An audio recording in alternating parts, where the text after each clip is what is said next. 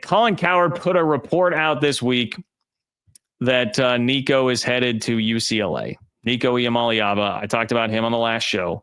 You guys know the saga by now, right? Tennessee decided to part ways with him because his family, handlers, agent, whoever was trying to negotiate more money. The report was looking for like $4 million when he was already making $2 or perhaps just over $2 million. And now there's been this big scramble for like, where's he going to go? Yes, there's been the part we've discussed ad nauseum. Will a Big 12 quarterback go to Tennessee? But then it's what's going to happen with Nico now. And it was weird. It was like there were reports of Tulane getting involved, making a strong offer, and then backing off. But all of a sudden, here comes Colin Cowherd saying it's going to be UCLA. And interestingly enough, that offers the Big 12 a real opportunity to shine in week one of the college football season that was not there nearly as much before this. Because before this, UCLA was pretty boring. I mean, are a lot of people watching UCLA football? I remember watching UCLA football on a flight on Friday night last year, I think when I was flying out to my friend's wedding. I watched it because I was on a plane and like it was there, and what else was I going to do on the plane? I don't know that I was going out of my way to watch much UCLA football, or that I have been for a very, very long time. Nothing against Deshaun Foster personally, but, you know, they were kind of blah. And now he's a second-year head coach who apparently will be rolling with Nico Yamaleava at quarterback, if Colin Cowherd is correct here, which automatically is going to get UCLA more attention. I mean, in a real attention economy that we are in right now, they're definitely going to win from that standpoint. Whether or not that's going to equate to winning more football games, I don't know. And if you're Nico, who, according to Colin Cowherd's report, his family is pushing the narrative that this was really all about the offense. This had nothing to do with money. This was about the offense. Oh, okay. That does not seem to be a better fit than what you would be doing with Josh Heupel in Tennessee.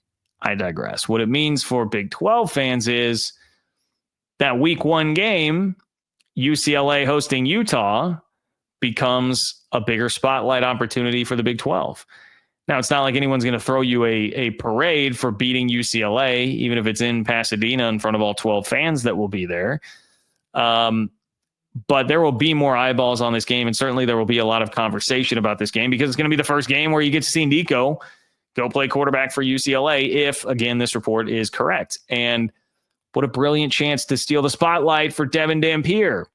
Everyone's going to be about Nico this, Nico that. Yeah, how good does he actually look?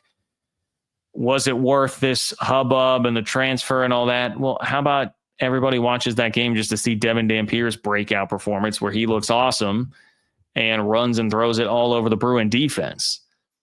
That opportunity is now there. We can start the Devin Dampier hype campaign a little bit earlier, because before it would have just been like, all right, whatever, UCLA is playing a football game week one. Who cares? Now it's like, all right, this maybe moves up to like the B block on College Football Final. Probably not an A block game, but maybe like the B block, because it's, hey, what's Nico doing? This guy is a story. He's going to come with a lot of attention, especially at the beginning of the year. Jumpstart the narrative. That can work. Remember Colorado a couple of years ago against TCU. Fuel the narrative for damn near an entire season by beating TCU in week one. Get a lot of eyeballs on that game. Maybe you can get like Big Noon out there. Get a lot of eyeballs on that game. Get people talking about Devin Dampier if he really lights it up. The entire country should be rooting, by the way, for Devin Dampier. I would think, right? So many people really don't like this new era of college football. I mean, basically nobody really likes it, but some people like really hate the player greed aspect of it in their eyes. Their words, not mine. But there are some situations here that certainly don't reflect well on that. This probably leading the way as one of them. And so a lot of people are not going to like this whole Nico situation. They're not going to want Nico to succeed. They're going to want to see this blow up in his face. So they'll be rooting for Devin Dampier and the Utes to jumpstart a Big 12 championship campaign here in week one, to jumpstart a Devin Dampier, I won't even go Heisman campaign, but like, you know, Devin Dampier, could he be first team all Big 12 quarterback sort of campaign in week one?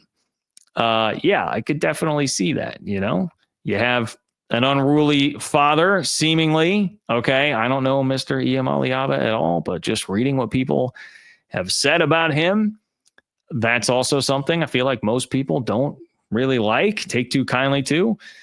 People will be rooting for the Utes. And I tell you what, my expectations will not be very high for what you're going to see from Nico in that offense, okay?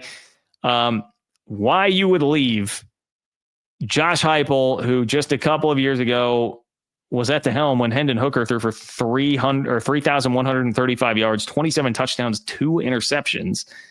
Well, they won 11 games. And you're going to say it's about the offense? You want to go to UCLA's offense? I mean, boy, Nico didn't put up big numbers last year. I don't think that was his head coach's fault. I don't think that was Josh Heupel's offense's fault. It sure seemed like it was Nico wasn't really ready or maybe is a little bit overrated.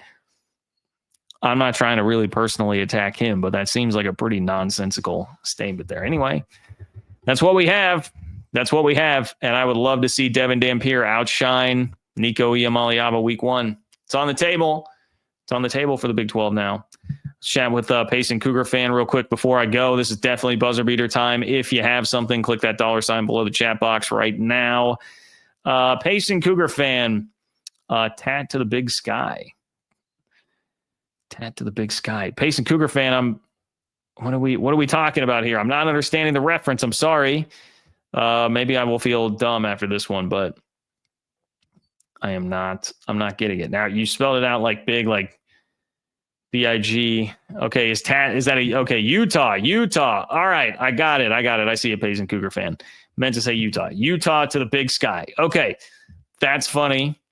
Instead of the Big Ten, Utah to the big sky. Well, I don't feel like I've heard the big sky mentioned a whole lot in conference realignment, but it's never too late to start now. Maybe they can go ahead and get a meeting real quick with Utah and maybe that's the private meeting that happened. It wasn't actually the Big Ten. It was the big sky. Somebody just got their wires crossed a little bit there. I'm sorry, Utah fans. I'll drop that charade. I've been very nice to your football team. Not just this show, but I feel like this offseason, been very nice to your football program. I will not start going back down the troll road too hard right now. And we'll see if we can keep ourselves on decent terms. Okay. Appreciate you all for being here tonight. Thank you for all your support.